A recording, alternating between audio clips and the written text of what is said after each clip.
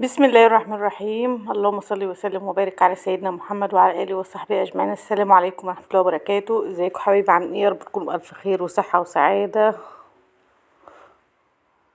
كل سنه وانتم طيبين. نعاد عليكم الايام بالخير يا رب. طول شهر رمضان كده هنفضل نقول لكم كل سنه وانتم طيبين، ويا رب يجعله شهر مبارك وشهر سعيد، شهر الخير والبركه والرزق علينا وعليكم وعلى الناس كلها يا رب. اللهم امين يا رب العالمين. النهارده بقى ايه؟ الفيديو ده متصور بقاله كذا يوم يعني، بس يعني ايه، انا بصراحة كنت مصورة كذا فيديو ورا بعض كده، بس انا بقى حابة ان انا انزلهم بالترتيب.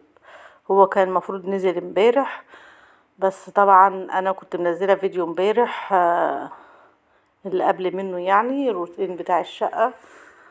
آه وده كان اخر جزء من التنظيفات يعني بتاع رمضان. الفيديو اللي انا بسجل لكم عليه دلوقتي ده اخر جزء من تنظيفات رمضان.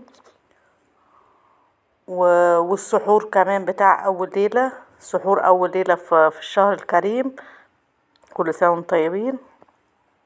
يا ريت تكملوا معانا الفيديو كده. انا بسجل الفيديو ده يعني بعد الفطار، بعد افطار اول يوم في شهر رمضان. النهاردة اول يوم في شهر رمضان.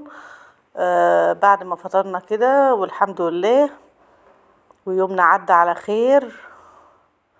قلت بقى ايه، اقعد اسجل لكم الفيديو اللي انا مصوراه بقاله كام يوم ما نزلش، وبعدين ابقى انزل لكم بقى ايه فطار اول يوم رمضان. بكره ان شاء الله انزل لكم ايه بالترتيب كده. يعني انا صورت لكم النهارده برضو، صورت برضو فيديو فطار اول يوم رمضان، بس ده هينزل لكم بكره. المهم يا جماعه، كان فاضل معايا المطبخ اخر حاجه. يعني زي ما شفتوا كده في الاول، ده منظر المطبخ. طبعا يعني ايه، انا كنت بوريكم كل حاجه قبل وبعد قبل وبعد. طبعا بقى الروتين بتاعنا في المطبخ شغله مش بيخلص. صلوا على الرسول عليه افضل الصلاه والسلام. واللي ما حطش لايك بالله عليكم يحطوا لايك، واللي ما اشتركش في القناه واول مره يزورني اهلا وسهلا بيه. شرفتوني ونورتوني، وجودكم على راسي من فوق. احلى اخوات في الدنيا، ما تحرمش منكم ابدا. يا ريت تشتركوا في القناه كده فضلا وليس امرا. وتشجعوني كده وتدعموني بتعليقاتكم الحلوه ودعواتكم الجميله. ربنا ما يحرمني منكم ابدا يا رب. واللايكات ثم اللايكات. واللي ما شافش الفيديو بتاع الاخير يا جماعه، اخر فيديو اللي قبل ده، يا ريت يدخل يشوف ويحط اللايك كده ويكتب لي تعليق حلو ويقول لي ايه رأيه فيه. عشان الفيديو وقع خالص، اللي هو الاخير ده، اللي هو تاني جزء من تنظيفات رمضان، الروتين بتاع الشقة يعني. مش عارفة ليه، عشان ما نزلتوش في ميعاده مثلا، نزلته قبل ميعاده بمدة، يعني نزلته بدري شوية، ولا ايه الحكاية؟ مش عارفة. فيا ريت اللي ما دخلش وشاف الفيديو اللي فات اللي قبل ده، فضلا وليس امرا، تدخلوا كده بالله عليكم، تخشوا شوفوا الفيديو، تشاهدوا اقل حاجه 5 دقايق كده، وتحطوا اللايك وتكتبوا لنا تعليق حلو، تعليقين 3، تدعوا دعوه حلوه من قلبكم في الايام المفترجه دي. ربنا يجعله شهر سعيد علينا وعليكم جميعا يا رب. ايه رايكم بقى في الجمال ده؟ هنسمي بسم الله كده ونكمل الفيديو مع بعض. المطبخ بتاعنا بقى ايه، انا ما حبيتش ان انا ايه اسيب الكاميرا مفتوحه وانا شغاله، لان كانت الكهرباء قطعت عليا في اول الفيديو كده، في اول التصوير يعني. مسكت بقى المواعين، كان عندي مواعين زي ما شفتوا كده، وكان عندي البوتاجاز، بس البوتاجاز سيبته للاخر خالص. وطبعا الفراخ بتاعتي اللي انا وريتها لكم من اول ما جبتها، طبعا لازما برضو اعمل لهم روتين تحتهم ونضف لهم، عشان خاطر ايه، رمضان يدخل عليهم كده وهم برضو ايه مكانهم نظيف وريحتهم حلوة وكده يعني. فمسكتهم بقى زي ما شفتوا كده، نضفت تحتهم خالص وكنست بالمقشه وشلت الكنسه اللي كانت تحتهم خالص. وبعدين بقى يعني ما استكفيتش بالكنيس بس، لا، قلت عشان الريحه برضو ميبقاش فيه ريحه، انا كل يومين والتالت، يعني يومين والتالت انضف تحتهم. وكنت منضفه تحتهم مره معاكم قبل كده في فيديو قبل كده، كان عمرهم 5 ايام لسه. النهارده كده هم عمرهم 16 يوم، عمرهم النهارده 16 يوم. مسكتهم بقى ايه، مسحت كمان الارضيه، مسحت البلاط بالحته كده، بقيت ابلها ميه وانضف وامسح كده عشان الريحه. وكمان فرشت لهم بقى شكاير نظيفة وحطت لهم برضو تبني تحتهم نظيف وناشف لسه زي ما شفتوا كده. حتى السقاية اللي بحط فيها المية اللي انتوا شايفينها دي مسكتها دعكتها بالسلكة والصابونة وحطت لهم العلاج. دي الجرعة التالتة من العلاج، يعني هو 3 مراحل 3 جرع، يعني بين كل جرعة والتانية يومين. كل جرعة بديها لهم لمدة 5 أيام، وافصل يومين 2 مية بيضة من الحنفية، وبعد كده ارجع ادي الجرعة التانية والجرعة التالتة برضو كذلك، افصل يومين مية من الحنفية بيضة وبعدين ارجع ادي الجرعة التالتة. العلاج ده احنا بنجيبه لهم تحصين يعني من الدكتور البيطري اللي احنا جايبينهم منه. تمام. بعيد بقى عن الخلطات والوصفات والحاجات دي كلها، لان انا جربت الخلطات والوصفات كانت الفراخ بتموت مني بصراحة يعني.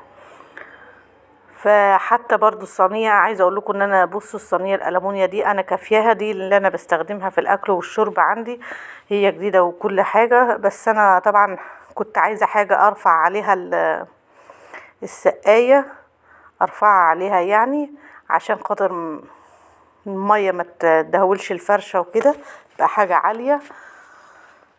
كفيت الصينية وحطيت عليها السقاية زي ما شفتوا كده. الصينية كمان دعكتها بالسلكة والصابونة، والطبق كمان اللي هو الستانلس اللي شفتوه ده اللي كنت بحط لهم فيه الاكل دعكته كمان، يعني كل حاجة دعكتها لهم ونضفتها، الفرشة وحاجة الاكل وحاجة الشرب كله يعني. عايزه اقول لكم الروتين ده انا عملته الصبح اول ما صحيت من النوم، اول ما فتحت عيني يعني. عايزه اقول لكم ما كنتش لسه فطرت، ما كانش في حد اصلا لسه يعني من ولادي صاحي ان هو يفطر، او حد يعني ملزوم مني ان انا افطره. فانا كنت مولعه على حبايتين بطاطس يتسلقوا مع بطين، قلت يتسلقوا كده عبال ايه ما اخلص يعني كده، عشان لو حد صحي ولا حاجه وانا شغاله يكون في اكل جاهز يعني. طبعا خلصت تحت الفراخ زي ما شفتوا كده، وخلصت الحوض ومليت الازايز دي كانت عندي يعني وكده، مليتها ميه. ومسكت برضو المطبخ كذلك، الرف اللي انتوا شفتوه ده نزلت البطرمانات بتاعه التوابل دي كلها ومسحت تحتها ومكانها، هي نظيفه ما فيهاش حاجه، بس ايه مشيت الحته بيها كده يعني ايه على المشي على السريع. والمطبخ برضو مسكته من بره كده، الظرف بتاعته من بره كده على السريع، وبطرمانات التوابل بطرمانات الشاي والسكر والبن برضو كذلك. والرخامة مسكتها برضو صبنتها بالسلكة والصابونة، بس يعني كنت بوريكم قبل وبعد. هي لون الرخامة بتاعتي كده يا جماعة، حتى يعني ايه اللي هيشوفها هيقول ما اتغسلتش اصلا. بس الرخام ده من بتاع زمان قوي قوي يعني، عايزة اقول لكم بقالها اكتر من 20 سنة عندي، دي بتاع جوازي، فلونها ما بيتغيرش، كتر خيرها ان هي لسه موجودة لغاية دلوقتي. مسكت البوتاجاز برضو كذلك اهو. شجعوني بقى كده باللايك بالله عليكم، اللي لسه مكمل معايا لحد دلوقتي ما يبخلش عليا باللايك وتعليق حلو كده ودعوه حلوه من قلبكم.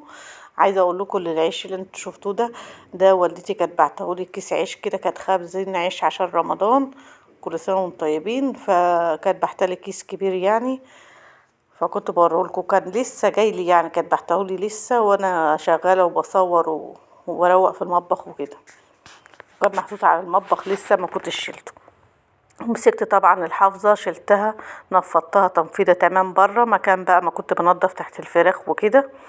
وشلت الزبالة برضو خرجتها بره عشان اخدها انزلها معايا، واللهم صل على النبي. ومسكت الارضية بتاعت المطبخ كمان طوقتها كده. خلصنا المطبخ بتاعنا، كل حتة يعني ايه في المطبخ كده كانت عايزة تتنضف نضفتها.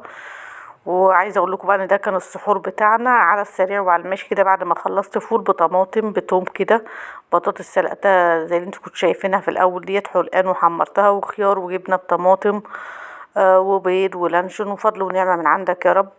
ده كان السحور بتاعنا اول ليله في الشهر الكريم، كل سنه وانتم طيبين ونعاد عليكم بالخير يا رب، وربنا يكملوا علينا كده بالستر والسعاده والصحه، وربنا يرزقكم جميعا يا رب، ويصلح حالكم وحالنا وحال ولادنا، اللهم امين يا رب العالمين. بس كده ده كان الفيديو بتاع النهارده، ويا رب يكون عجبكم، يا رب تكونوا استفدتوا منه، ويا رب اكون بفيدكم كل الفيديوهات اللي بقدمها لكم. استنظروني بقى ان شاء الله في فيديو جديد بكره على خير بس شجعوني عايزه تشجيع كده يا جماعه، شجعوني بالله عليكم. اشوفكم على خير، مع الف سلامه.